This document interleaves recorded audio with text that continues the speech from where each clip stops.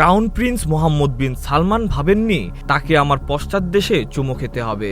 যুক্তরাষ্ট্রের president Donald ট্রাম্পের এমন মন্তব্যে ক্ষুব্ধ হয়েছে সৌদি আরব। একই সঙ্গে ইরানকে কেন্দ্র করে চলমান উত্তেজনা নিয়েও দেশটির নেতৃত্বের মধ্যে তীব্র অসন্তোষ তৈরি হয়েছে।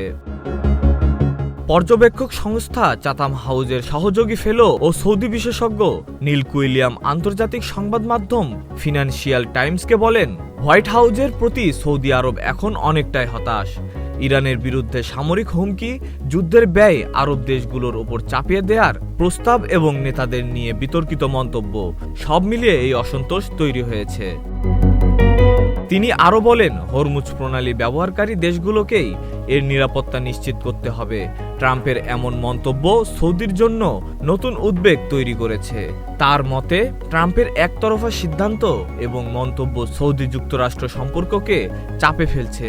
যদিও অতীতে ট্রাম্প ও সৌদি নেতৃত্বের মধ্যে ঘনিষ্ঠ সম্পর্ক ছিল, বর্তমান পরিস্থিতিতে সেই সম্পর্কে ফাটল ধরেছে বলে মনে করছেন বিশ্লেষকরা।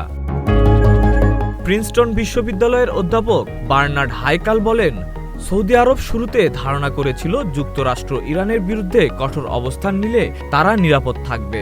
তবে যুদ্ধের বর্তমান পরিস্থিতি এবং ইরানের পাল্টা হামলার সক্ষমতা দেশটিকে নতুন করে ঝুঁকির মুখে ফেলেছে।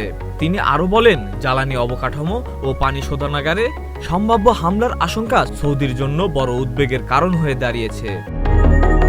সূত্র জানায়, ট্রাম্প যখন ইরানের বিদ্যুৎ কেন্দ্র ধ্বংসের হুমকি দেন, তখন আরব নেতারা হোয়াইট হাউজের সঙ্গে যোগাযোগ করে তাকে এমন পদক্ষেপ থেকে বিরত থাকার আহ্বান জানান, কারণ ইরানের সম্ভাব্য পাল্টা হামলা সামাল দেওয়া তাদের জন্য কঠিন হয়ে পড়বে। এছাড়া যুদ্ধের ব্যয় আরব দেশগুলোর কাছ থেকে নেওয়ার ইঙ্গিতেও ক্ষুদ্র প্রতিক্রিয়া জানিয়েছে সৌদি নেতৃত্ব।